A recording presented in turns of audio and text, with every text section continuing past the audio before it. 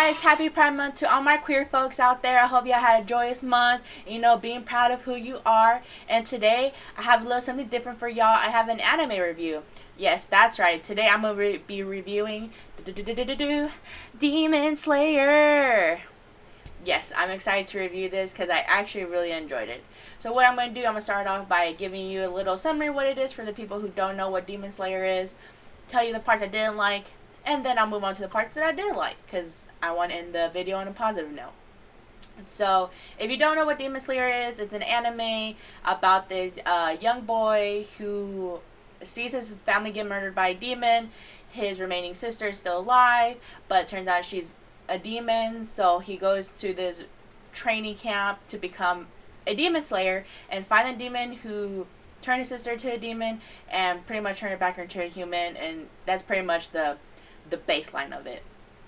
So if that sounds like something you want to check out, go watch it, because it's on Netflix right now, and I believe there's only like 26 episodes. I say only because I pretty much watched it, I think, in 3 days, so it was a really easy thing to binge for me. But yeah, go check it out and then come back to this review. But if you don't care and just want to hear what I gotta say, and then just keep on watching. So right off the bat, the thing that I was okay with at first, but then throughout the series just really annoyed me, was how Nesco, and sorry, I'm not really good at pronouncing these names. I've been hearing them and trying to pronounce them, but my accent's gonna be off. But Nesco, which is Tanjiro's, which is the main character, younger sister that gets turned into a demon, she has to wear this bamboo guard on her. Which at first made sense because, she's a demon. Demons crave human blood, human flesh. So, they put it on her so to prevent her from doing that. But the thing that gets me is that throughout the whole series, she proves that she's not a threat to humans, that she doesn't want the human blood, she doesn't want the flesh, and she can restrain herself. So I don't understand why she has to keep wearing the whole thing throughout the rest of the series. I don't know. It looks really uncomfortable. It looks really weird, and I don't like it, but it is what it is. Maybe in the movie, because there is a movie, they finally take it off her, but I haven't seen the movie. I'm just reviewing the first season. So that was my first biggest thing that after a while, I was just like, oh, can y'all just take it off, please? Like, she don't need it. Like, she done proved it. But also, what also was getting me too is that, so for the Demon Slayers, for the kids who want to become it, or anyone who wants to become it, they have to send them to this training camp for a week or so. They have to spend in this area with demons and pretty much survive, which makes sense. Oh, okay, you want to prove how tough you are, right? Makes sense. But what I don't understand is that how come they wouldn't have people who are actually demon slayers, just lurking around too, so that way before someone gets killed, they just kill that demon, and then they can just replace those demons, instead of just letting the people die. Which, like I said, I understand, it's to prove if you're, ready or not, but if they're not ready, just say them, okay, hey, you're not qualified, come back next year when you think you're ready, and yeah, but, like I said, that's more of a nitpicky thing. I was just like, I guess just kill them off, not worthy. That's it. They don't get a second chance. So yeah, that was just something that had got me too. And then also, what I don't really understand is that, okay, so the main bad guy, his name is Kibi Jusima. He's I guess the king demon, the head honcho, who can turn humans into demons. But I think if I got this right, according to the anime, once he turns someone to a demon, I believe they get special powers, but then they can also, I believe, talk, because there's demons that can't talk, and then there's demons that can talk. So with Nesco, because she got bit, because they find out throughout the series that it was Kibi Jusuma who attacked his family and turned Nesco into a demon. So throughout the series, it shows that she is different from the other demons, because she has superpowers and stuff. Because if you get bitten by Kibi Jusuma, you get turned into a demon, but then you also get more abilities. So how come she can't talk? Is that something she has to relearn, or are they gonna address it in the movie? It's just, I don't know, that's just, like I said, it's just something that I know. I was just like, that's weird, because all these other demons who got bitten by him, they can talk, but then she can't, and she still has to wear that bamboo guard, like I said. But yeah, but pretty much that's really all I had like complaints about. I loved the pacing of it. I loved how when Tanjiro is becoming a demon slayer, he trains for 2 years, which I understand, like in animes like this, you know, they're supposed to be the chosen one or a special one, so whenever they train or get abilities, they get it like in a month or a week or something like that. But in this anime, it actually takes them 2 years to get all that training done and to be ready to face off in the demons. So I really appreciate that about this series. And then what I also really appreciate about it is that Tanjiro's and Nezuko's relationship is so like pure and a brother and sister relationship. Because you know, if you watch anime, there's some animes out there where their brother and sister relationship is a little weird. I'm looking at you, No Game No Life. But yeah, so I just really appreciate how they didn't make it weird. They just made it like a regular brother or sister relationship. A brother just trying to find a cure for his sister. Also, what was really nice about the anime is that for the most part, the animes that I watch, especially like in action or like horror ones, the main character is usually a male. And for the most part, I can still enjoy an anime without relating to the main character, because like I said, for the most part they are usually male, and like, I mean, I don't know, it's just they don't really relate to me, but I can still enjoy an anime. For like example, Hunter x Hunter, I love Gon. I love his like how he is and everything, but I don't really relate to a 12-year-old boy. But I can still enjoy Hunter x Hunter. So Tanjiro is also a 13-year-old boy, but his character, his emotions, I just relate to him so much because he's sensitive, he's compassionate, he has empathy for all human beings, like for the demons. He doesn't want to kill a demon who hasn't harmed a human yet, which, you know, for the rest of them, they're like, what? That doesn't make sense. All demons are bad. All demons need to be killed. Like, time and time again, he has to prove to, like, the higher demon slayers that his sister's not a risk, that you can turn someone back into a human. And throughout the series too, he also finds out about other demons, but who don't attack humans, who don't crave flesh. They just get blood from like what's it called, like where like they supply blood, not supply blood, but like, you know, when you donate blood, so they get blood from there. So, you know, there's actual proof out there that you can continue to live life as a demon. It's just a little different.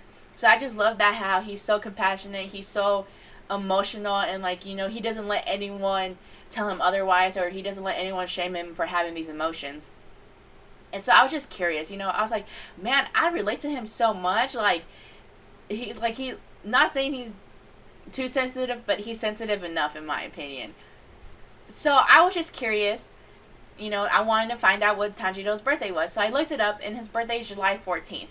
And for those who don't know, July 14th falls under the Cancer sign, which I'm also Cancer too. And then the Cancer is usually like the most emotional of the zodiac signs. So I just thought that was really cool, because I related to that too, and we were both Cancer signs. And I don't know if the writers intended on that or not, but I just thought it was a very good small detail that I noticed. So I really liked that. And then, so now I'm going to talk about some of the characters I really like. So of course I love Tanjiro, and I love Nezuko. And then I also like, I can't really say his name right, but Zenitsu.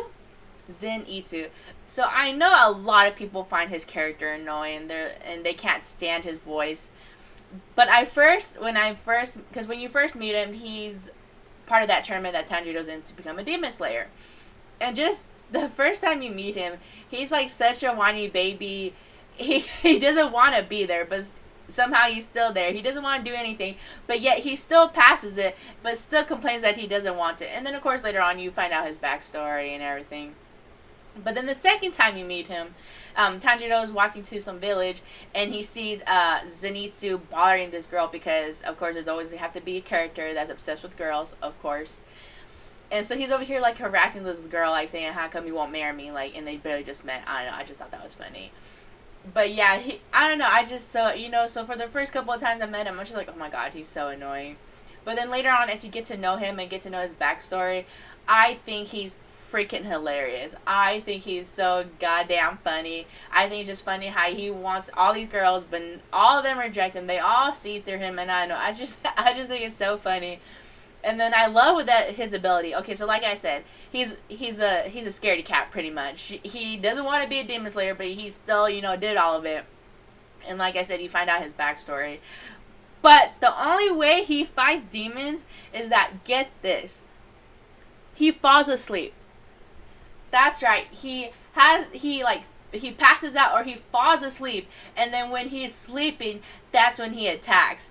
When I saw that, I was like, oh, I don't know why I thought that was so funny, and I don't know why it's my favorite part about him, but I think that's just so, I don't know, different, so clever. Like, the only way he can fight is he can fall asleep, and he only knows like one attack, and he just focuses all his energy on that one attack. And I don't know, I just think it's so funny. And then when he wakes up, he doesn't even realize that he's done it. Like, there's just one scene, it was him and a little boy. And and the little boy, he's supposed to protect him, but he's acting like a scaredy cat the whole time. And so the demon finally catches up to them, and Zenitsu, he's all freaking out, and he just passes out, and the little kid's all freaking out. He's like, oh shit, like, this is it for us. And then all of a sudden you just see him like doing his thing where he breathes, and like he just annihilates the demon. And then he wakes up, and he's like, oh my gosh, like, you killed this demon, oh, and he like praises the little boy, like, not knowing that he is the one who did it. And the little boy just like stood there like all shocked, like, is this a joke? Is this for real? Like, does he not know what he just did? And I don't know, I just thought that was so funny, and I love that that's just how he is. I don't know, I thought his character is a comic relief, and I think he matches really well with Tanjiro and the rest of the group. And then another character that I really want to talk about that really stood out to me was Kocho. And she's one of the higher demon slayers. But what I love about her is that she's so like dainty and so pretty and so cute. And her kimono that she wears is a butterfly. Well, for her, since she's so small and little, she even says herself that she can't. Because the only way to kill a demon is to cut off their head. But since she's so little and small and she doesn't have enough force to do that, she just poisons them, and like she figures out another way to like fight against them. And I just thought that was so like clever for them to give that to her, because like, yeah, like, just because you don't meet this I can't talk. Just because you don't meet this certain criteria of being a demon slayer doesn't mean you can't be one. Because like I said, with Zenitsu, he's a scaredy cat and he falls asleep, and the only way he fights is when he's falling asleep. But then with Kocho, the way she fights is that she poisons the demon, and it still kills them the same way. And then you find out her backstory too, and I love her backstory too. And yeah, like I said, overall, I give this anime a 10 out of 10, would recommend. And also, what's also really cool about this anime is that the demons actually look scary. Like, these demons really freak me the F out. Like, when I saw them, I was like, oh, hell no. Like, there's one demon that they encounter, and he comes from the ground, but there's like 3 of him, and there's one of him where they're like, he grinds his teeth like that, but it makes like the most like the like grossest sound. I'm just like, ugh. So every time I saw him, I was just like grossed out. But yeah, like I said, this anime was 10 out of 10, would recommend. I believe all the hype around it now. So if you were on the fence about it, just check it out. Just 26 episodes. If you think that's too long, you make that up for yourself. But 26 episodes, I was really surprised with the amount I actually got. Because I feel like with the newer anime that I've seen, the episodes are usually like 10 to 12 or 10 to 14, and I'm like, no, I want more context. I want to know more. I want to find out more. Let me know about the world. Let me know about these characters. But like I said, I think with the movie, they're gonna come out with more seasons, which I really hope they do, because like I said, chef's kiss on this anime. But yeah, let me know what you think. Have you seen it? Have you not? Are you gonna watch it now? Let me know in the comments. Like, subscribe, and yeah, I'll catch y'all next time. Thank you. Bye.